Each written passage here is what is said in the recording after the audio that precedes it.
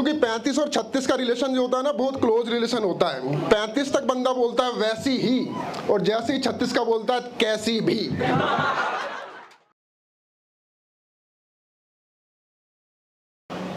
हो ला इतनी सारी ऑडियंस। आयुष जी हमारे बहुत अच्छे इंसान हैं और बहुत शानदार पर्सनैलिटी है। एक बार देखो सब, आयुष जी को देखो। कैसा नहीं लग रहा कि 35 की उम्र में रिश्ता आया हो?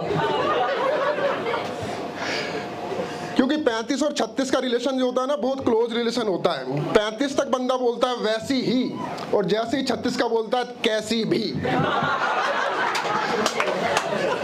मतलब कुछ सामाजिक कुरीतियां ऐसी होती है जो समय के साथ पनप ही जाती है। अब जैसे मैं बाहर देख रहा था तो मैं देखा जितने भी क्लॉथ के शोरूम थे उन्होंने अपनी डम्मियों को सब अंदर रखा होता। मैंने कहा भाई अंदर क्यों रख रखा है? बोला एक आयुष आता है और उस पे हाथ फेरता है।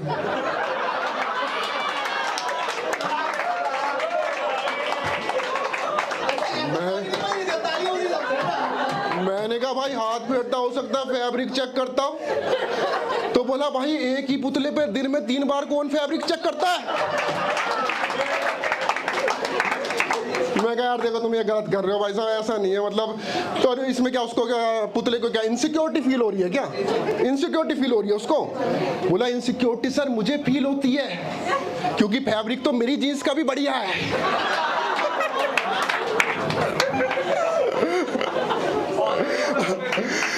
मैंने फिर उसको समझाया कि भाई ऐसा नहीं है, देखो ऐसा नहीं है यार, बहुत अच्छे इंसान है, उस इन पुतलों को तुम बाहर रखो यार, अच्छा लगता है, पब्लिक देखती है, अच्छा लगता है। और फिर मैं जाते जाते बोला हाँ फैब्रिक तो अच्छा ही है। आयुष जी आपकी शादी हो गई? नहीं हुई?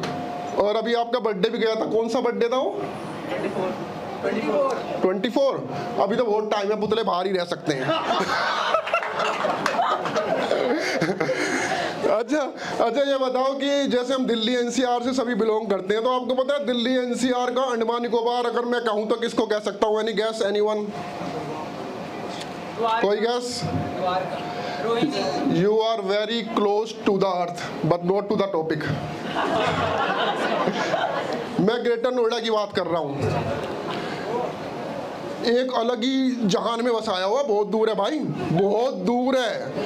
मैं बता रहा हूँ मुझे समझ ही नहीं आया कि कौन सा टाउन प्लानर था जिसने नोएडा बसाया।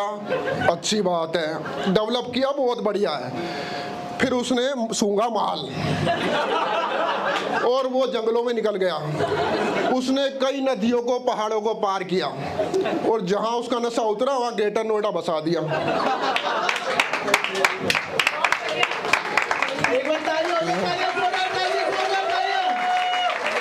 Thank you guys, thank you. और बसाया तो बसाया, ये साला फुद्दू जैसे नाम क्यों रख दिए सेक्टरों के? Alpha beta gamma omega. Arts और कॉमर्स का बच्चा जा नहीं पा रहा है वहां, वो डरा हुआ है खौफ में। उसे लग रहा है कि गवर्नमेंट ने कॉमन एंट्रेंस टेस्ट रखा हुआ है ग्रेटर नोएडा में एंट्री के लिए, और जो पास हो जा रहा है वो मेरिट लिस्ट में बाहर हो जा रहा है। पूरा साइंस सिटी जैसा माहौल हो गया, पूरा साइंस सिटी जैसा माहौल। वहां के पैदा हुए बच्चे, मैं बोल रहा हूं पैदा हुए बच्चे पाइथागोरस थ्योरम लगा के रो रहे हैं।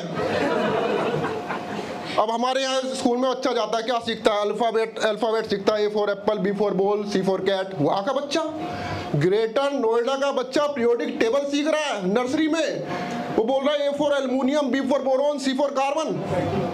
पूरा साइंस सिटी जैसा माहौल बना दिया। इतनी नॉलेज फैला दी है, इतनी नॉलेज फैला दी है कि गवर्नमेंट को नॉलेज पार्क बनाने पड़ रहे हैं वहाँ।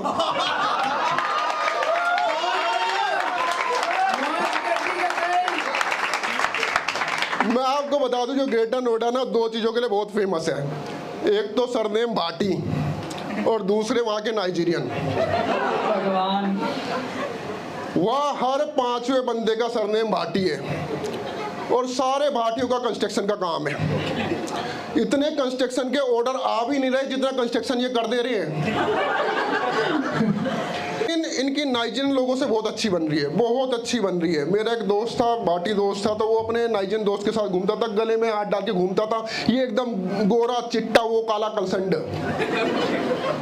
ऐसे गले में हाथ डाल के घूमते थे, ऐसा लगता था कि जैसे आदमी अपनी परछाई लेके घूम रहा हो। मुझे एड्रेस पूछना था, मुझे लगा कि इसको हिंदी तो आती नहीं होगी। मैंने गॉड प्रॉमिस, मैंने कभी ये नहीं माना कि मुझे इंग्लिश नहीं आती, कभी नहीं माना।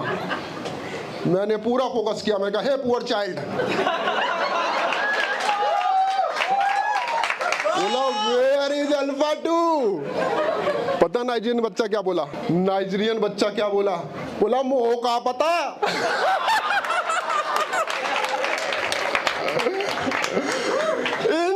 इन सब बातों से वहाँ की हाई राइज सोसाइटी वालों को कुछ लेना देना नहीं है। वो अपने जिंदगी में मस्त है। कुछ हाई राइज तो इतनी हाई राइज है कि ऊपर के 10 माले तो बादलों में ही है। और उन बादलों वाले मालों में अगर कोई मर जाए ना, वहाँ कोई यमराज लेने नहीं आता, कोई नहीं लेने आता, क्योंकि यमराज खुद सामने वाले फ्लैट में किराए पे रहता है। बोला नीचे से ही तो ऊपर लाता हूँ, ऊपर से ऊपर कहाँ ले जाऊँ। Thank you so much guys, thank you.